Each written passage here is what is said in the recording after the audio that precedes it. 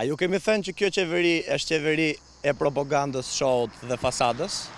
Je ku kemi një rast tjetër të policëve prej kartonit të shpërndar tashmë në rrugët e Shqipërisë. Teksa numri vrasjeve është rritur, vjedhjet janë 7 fishuar. Numri zbulueshmërisë së krimeve nga policia ka rënë me 15%, teksa numri aksidenteve rrugore në rrugët e Shqipërisë është rritur ndjeshëm. Ky ministër, i cili as dordolec nuk mundi të bëjë dot në krye të Ministrisë së Brendshme, ka vendosur këta dordolec për të trembur shkelcit e ligjit.